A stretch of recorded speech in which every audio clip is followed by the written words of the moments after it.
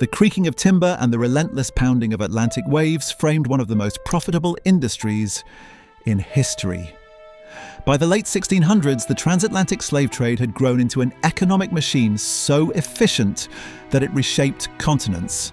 To us, it stands as one of humanity's darkest crimes, but in its own time, merchants and empires saw only the staggering wealth it generated.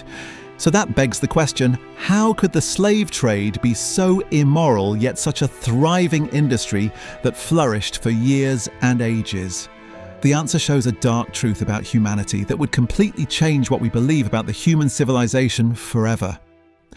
The industry began with the brutal transformation of human beings into commodities.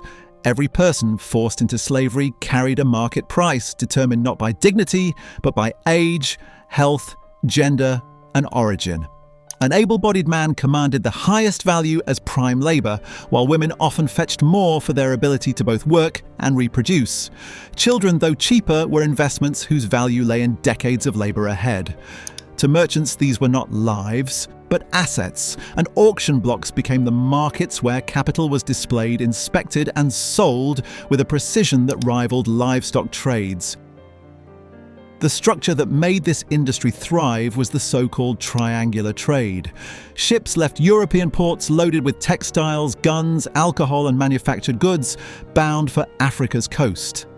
There, these goods were exchanged for enslaved captives supplied through local conflicts and political rivalries. Those captives endured the Middle Passage, transported in vessels specifically engineered for capacity rather than humanity.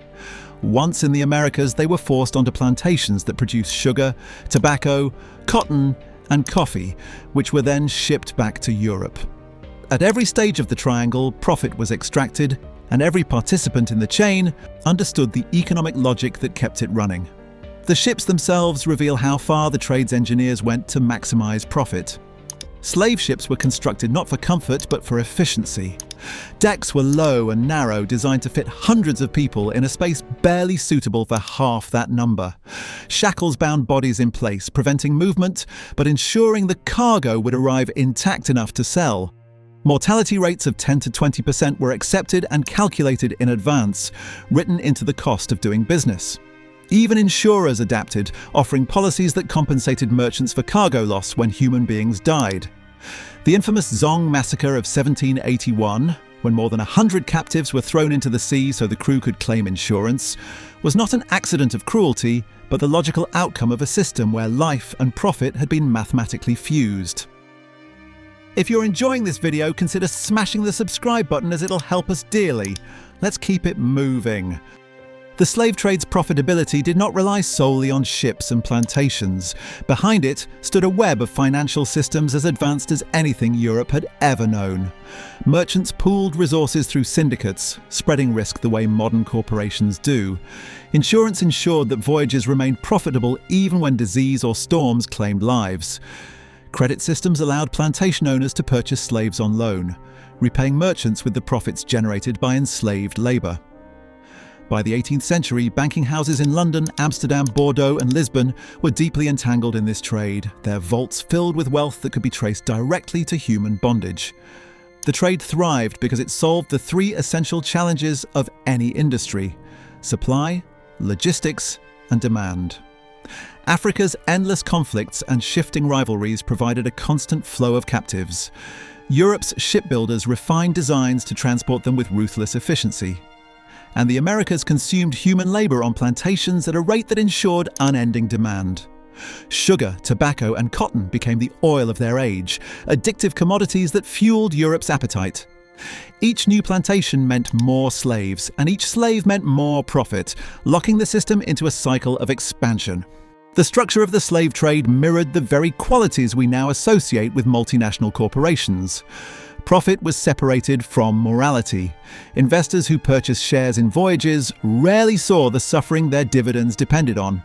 Complex supply chains stretched across oceans, and every risk was calculated, insured, or distributed. In its cold efficiency, the trade was less a chaotic crime than a prototype for the global capitalism that would follow. The profits were visible in Europe's cities. Liverpool rose from a provincial port to one of Britain's richest centres of trade. Nantes in France flourished as a maritime and financial hub. Lisbon, Seville and Amsterdam expanded their imperial wealth directly through slave voyages. Even inland bankers and insurers grew rich by underwriting ships and financing plantations. By the 18th century, entire nations were financially dependent on the slave trade, so much so that ending it threatened to destabilize their economies. On the plantations, the system's brutal logic played out daily. Sugar plantations, often referred to as factories in the fields, demanded relentless labor and produced profits so vast that sugar was nicknamed white gold. Cotton, feeding Europe's textile industries, became the backbone of the Industrial Revolution. Tobacco addicted European consumers, ensuring endless demand. Every crop carried within it the invisible labour of enslaved men, women and children, squeezed for maximum output under conditions that treated them as expendable. The trade endured for centuries because its knowledge systems were precise and transferable. Navigation routes, cargo handling methods, pricing schemes and legal loopholes had to be memorized, refined and passed from one generation to the next. A mistake could destroy a voyage. Success could build dynasties. The need for precision drove innovation in ship design, in financing and in plantation management. This was not random exploitation, but a system continually improved by the logic of profit. By the 18th century, the slave trade was producing wealth on a scale that rivaled the largest industries in Europe. It funded wars, built cities, accelerated industrialization, and redrew global power. Nations did not reluctantly participate. They depended on it. The wealth generated by this system laid the foundations of modern Europe and America, while its scars remain etched into the societies it destroyed. The transatlantic slave trade thrived not by accident, but by design.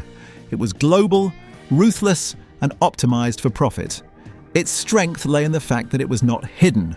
It was integrated into the very fabric of economic life, and that is why it endured for so long. It teaches us a grim lesson that when the margins are high enough, human suffering can be transformed into an industry.